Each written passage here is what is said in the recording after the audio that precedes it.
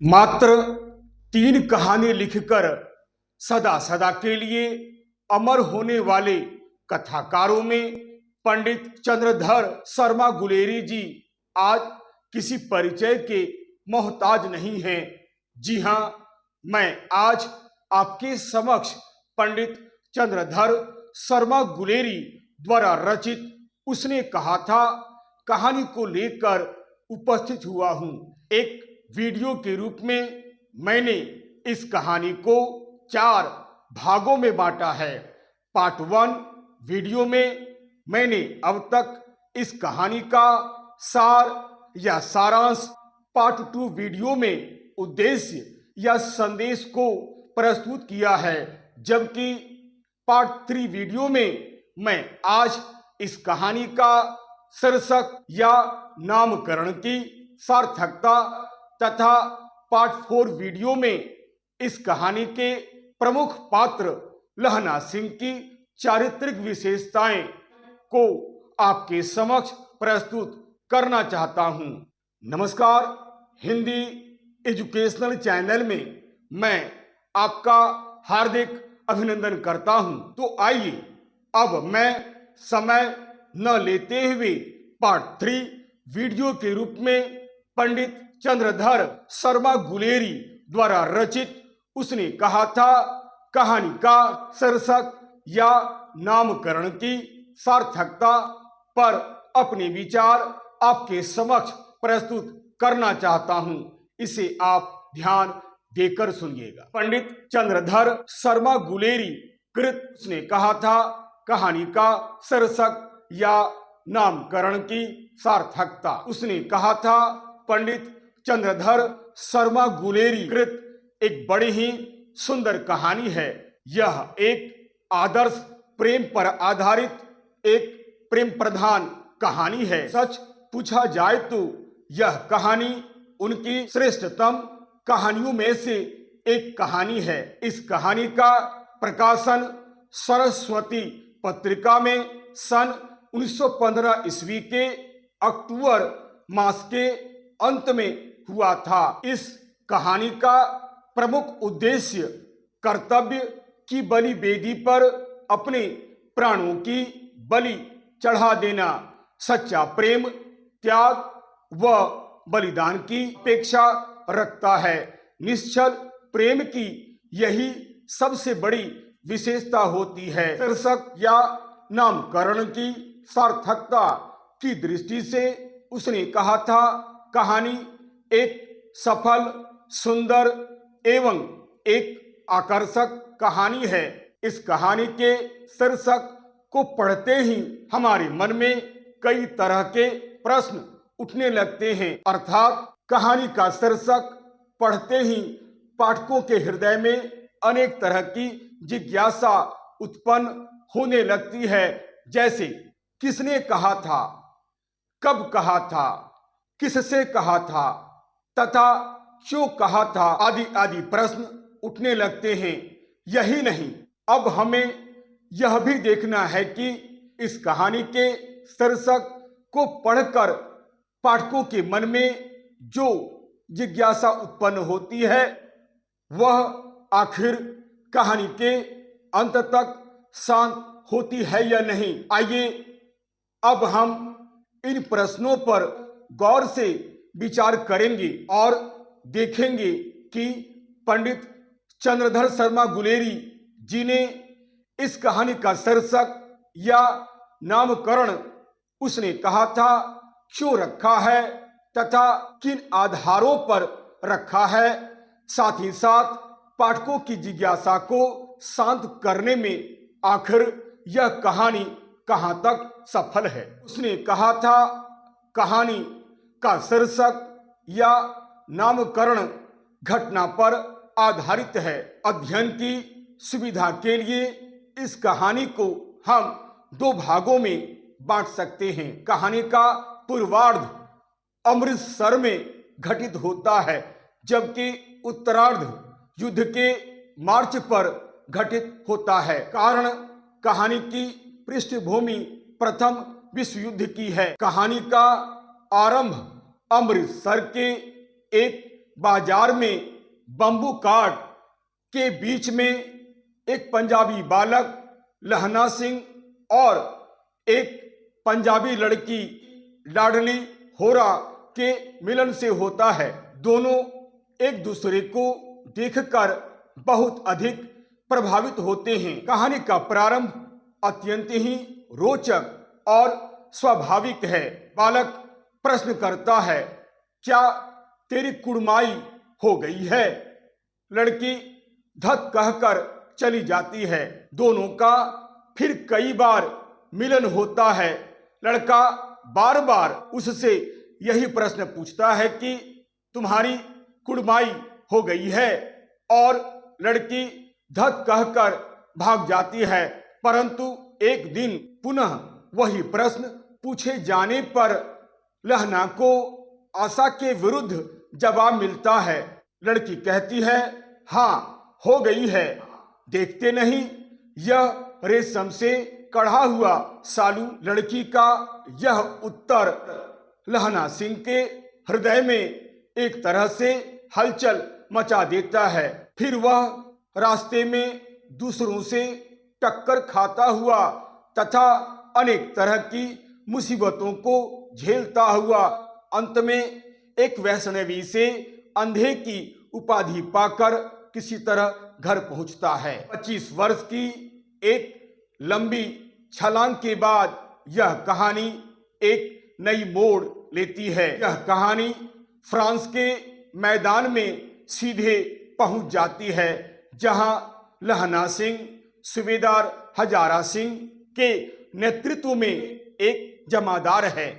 उस समय फ्रांस और बेल्जियम में जर्मनी के विरुद्ध एक भयंकर युद्ध हो रहा था।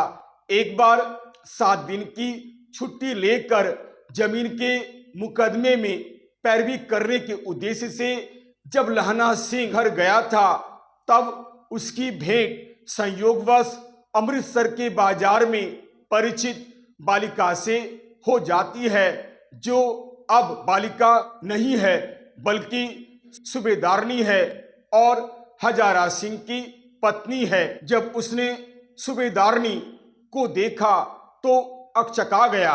वह तो वही लड़की थी जिससे वह अमृतसर के बाजार में बचपन में मिला था। एक बार नहीं बल्कि कई बार मिला था। वह लहना सिंह से बोधा सिंह और सूबेदार हजारा सिंह के प्राण बचाने की भीख मांगती है, और वह कहती है कि ये दोनों फौज में हैं। सूबेदार हजारा सिंह मेरा पति है और बोधा सिंह मेरा पुत्र है। एक बार जैसे तुमने तांगे वाले की चपेट में आने पर मेरी रक्षा की थी, ठीक उसी तरह बोधा सिंह और सूबेदार हजारा सिंह की रक्षा करना मैं यह तुमसे भीख के रूप में मांगती हूँ। मेरे वचन की लाज रखना। प्रथम विश्व युद्ध शुरू हो चुका होता है। सिख रेजिमेंट की सब टुकड़ी फ्रांस और बेल्जियम की सीमा पर खाई में पड़ी है, जिसमें सूबेदार हजारा सिंह, बोधा सिंह, लहना सिंह, बजीरा सिंह आदि विद्यमान हैं। कड़ाके की ठंड पड़ रही होती है। वर्षा के कारण खाई में पानी भी भर गया था। संयोगवश बोधा सिंह वहां बीमार पड़ जाता है। लहना सिंह स्वयं भयंकर शीत तथा अन्य प्रकार के कष्टों को झेलते हुए बोधा सिंह की देखभाल करता है। उसी समय एक जर्मन लेफ्टिनेंट साहब की वर्दी पहनकर वहां आता है और सूबेदार हजारा सिंह को जर्मनी टुकड़ी पर आक्रमण करने का हुक्म देता है। सूबेदार साहब आदेश का पालन करते हैं। बोधा सिंह बीमार होने की वजह से लहना सिंह वहीं रुक जाता है ताकि बोधा सिंह की ठीक से देखभाल की जा सके। सूबेदार के मार्च करने के पश्चात नकली लेफ्टिनेंट साहब लहना सिंह को सिगरेट पीने के लिए देता है। यह देखकर लहना सिंह सशंकित हो जाता है। लहना सिंह को लगता है कि दाल में कुछ काला है। लहना सिंह नकली लेफ्टिनेंट साहब से कई तरह की बातें करता है ताकि दूध का दूध और पानी का पानी हो सके। अंततः इस निष्कर्ष पर वह पहुंचता है कि लेफ्टिनेंट साहब नकली लेफ्टिनेंट साहब हैं जो हमें मौत के घाट उतारने के लिए नकली वर्दी पहनकर यहाँ आए हुए हैं। लहना सिंह यह सोचता है कि सूबेदार हजारा सिंह धोखे से मौत के चंगुल में फंस गए हैं और अब किसी प्रकार उन्हें वापस बुलाना होगा। इसके बाद लहना सिंह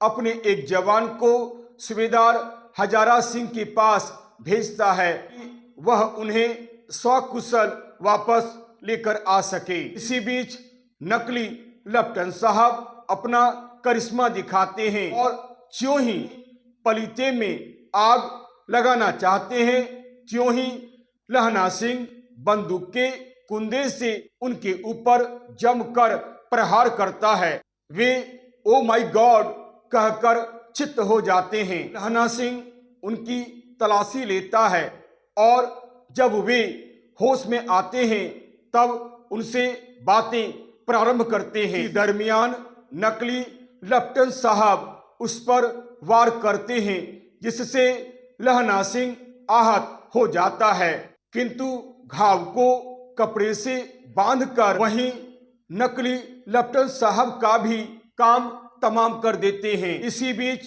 सूबेदार हजारा सिंह भी वापस आ जाता है। फिर लड़ाई होती है और इस तरह दुश्मन के चंगुल से सभी बच जाते हैं। घायल व्यक्तियों को इलाज के लिए भेजा जाता है।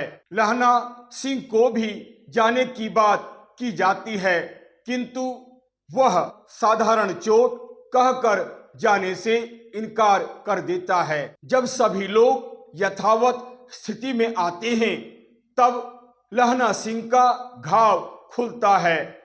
बड़ा ही घातक प्रहार था जिसका शिकार वह हो चुका था, किंतु वह किसी के सामने यह प्रकट नहीं होने देता है कि चोट बहुत ही गहरी है। चोट गहरी होने के कारण लहना सिंह की स्थिति धीरे धीरे खराब होने लगती है। धीरे धीरे मृत्यु के सभी लक्षण दिखाई देने लगते हैं। फिर क्या था, उसके सामने बचपन के सभी दृश्य एक एक करके उभरने लगते हैं। बारी बारी से वह सबको देखता है। इसी संदर्भ में सूबेदारनी के साथ दिए गए वादे भी उभरते हैं। अंततः उसकी अंतिम सांसें इस वाक्य के साथ कि उसने जो कहा था उसे मैंने पूरा कर दिया है के साथ बंद हो जाती है। इसके पश्चात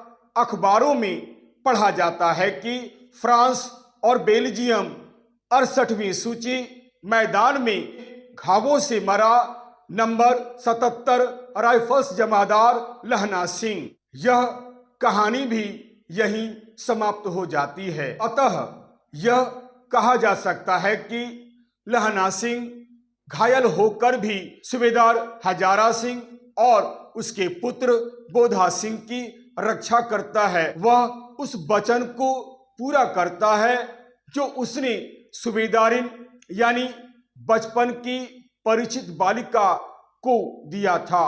अंतिम वाक्य में कहे गए उसके वाक्य इसके प्रमाण हैं। वह सूबेदार हजारा सिंह से कहता है कि जब लाडली होरा को पत्र लिखना तो मेरा माथा टेकना लिख देना और घर जाना तो कह देना कि मैंने वह पूरा कर दिया है जो उसने कहा था। अतः यह कहानी लहना सिंह द्वारा निभाए गए वचनों पर आधारित है और ये वचन ही इस कहानी के केंद्र बिंदु हैं तथा पाठकों पर अमिट प्रभाव डालने में भी समर्थ हैं।